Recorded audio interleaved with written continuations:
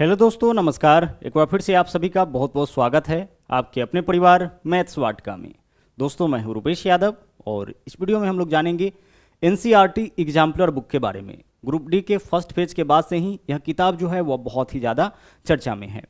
साथ में यह कुछ क्वेश्चंस है जो आप लोगों के द्वारा पूछा गया है कमेंट के माध्यम से, तो हमने सोचा कि चलिए एक वीडियो के माध्यम से इन सारी चीज़ों को अच्छी तरह से क्लियर किया जाए। तो आइए देखते हैं।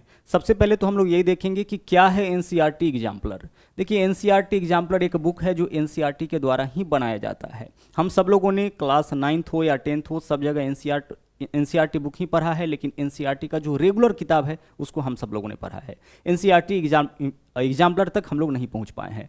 तो अभी जो क्वेश्चंस आपका पूछा जा रहा है ग्रुप डी के अंदर, वह एनसीईआरटी एग्जाम्पलर बुक से पूछा जा रहा है। ठीक है, तो एनसीईआरटी एग्जाम्पलर अब जो बुक है वह बहुत ही ज़्यादा इंपॉर्टेंट हो चुका है। ओके, चलिए आगे देखिए। अगला जो क्वेश्चन है वो यह है कि क्या ग्रुप डी के सारे सवाल यहीं से पूछे जा रहे हैं। तो ग्रुप डी के सारे सवाल नहीं, ग्रुप डी में जो साइंस के क्वेश्चंस है ना, वह आपका पूछा जा रहा है एनसीईआरटी एग्जाम्पलर बुक से। केवल साइंस के क्वेश्चन कहाँ से पूछे जा रहे हैं? एनसीईआरटी एग्जाम्पलर बुक से। तो अब आपको एनसीईआरटी एग्जाम्पलर बुक से प्रिपरेशन करना है साइंस का। जो भी लोग जो एक पैटर्न चल रहा था, लुसेंट है, स्पीडी है, इन किताबों से पढ़ के लोग प्रिपरेशन कर रहा था, तो इनसे अब आपका काम नहीं चलना है अगर आप रेलवे का प्रिपरेशन करना चाहते हैं, क्योंकि रेलवे में आगे भी कुछ वैकेंसीज आने वाली है लोको पायलट का।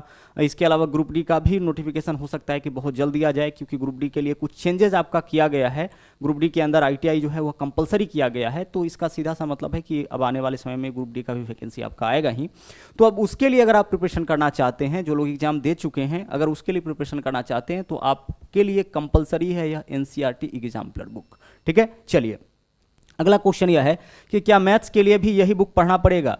तो मेरे भाई, मैथ्स के लिए आपको अलग से कुछ भी करने का ज़रूरत नहीं है। मैथ जो आपको यहाँ पे मिल रहा है वह सफिशियंट है। इस बार जितने भी क्वेश्चंस पूछे गए हैं ग्रुप डी के अंदर, सारे क्वेश्चंस वही पूछे गए हैं जो आपको क्लासरूम के अंदर पढ़ाया गया है।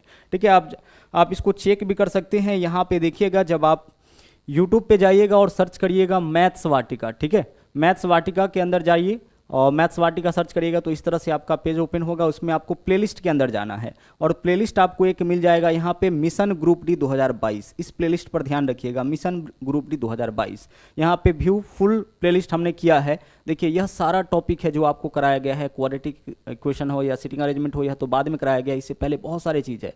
क्वाड्रेटिक है, इनइक्वालिटी है, ठीक है, यूनिट डिजिट है, बहुत सारे टॉपिक हैं जो आपको पहले कराए गए हैं। उन्हीं टॉपिक में से क्वेश्चंस आपका पूछा गया है। और सबसे अच्छी बात यह है कि जो भी हमारी क्लासेज होती है ना, वह आपका 20 से 30 मिनट के बीच ही होता है। यानी 20 से 30 मिनट में हम एक टॉपिक को अच्छी तरह से क्लियर करने का प्रयास करते हैं।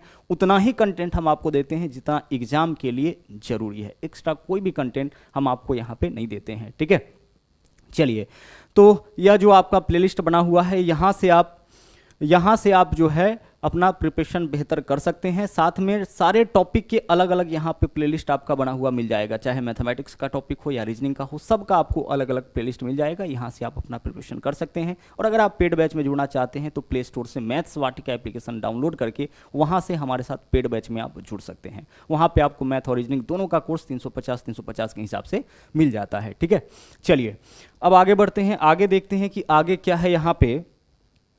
यहाँ आ जाते हैं। देखिएगा, अगला जो क्वेश्चन है, क्या मैथ्स के लिए भी यही बुक पढ़ना पड़ेगा। तो जैसा कि हमने आपको बताया कि एनसीईआरटी एग्जाम्पलर जो है वह केवल साइंस के लिए आपको करना है, केवल साइंस के लिए। ठीक है, मैथमेटिक्स के लिए यह आपका आवश्यक नहीं है और रीजनिंग के लिए तो आपका एनसीईआरटी बनाती भी नहीं है।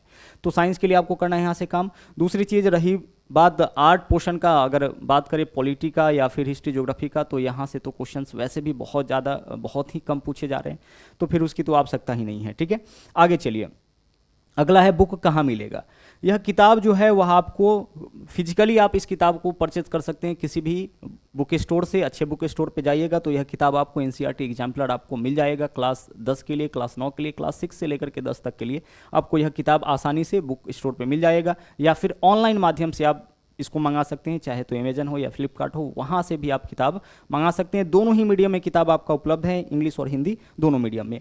और अगर आप इसका पीडीएफ डाउनलोड करना चाहते हैं तो एनसीईआरटी का जो ओरिजिनल वेबसाइट है ncrt.nic.in, या फिर आपको जाकर के गूगल पे सर्च करना है एनसीईआरटी एग्जाम्पलर। आपका एक पेज ओपन होगा एनसीईआरटी का, उसके ऊपर क्लिक करना है। क्लिक करिएगा तो इस तरीके से पेज ओपन होगा।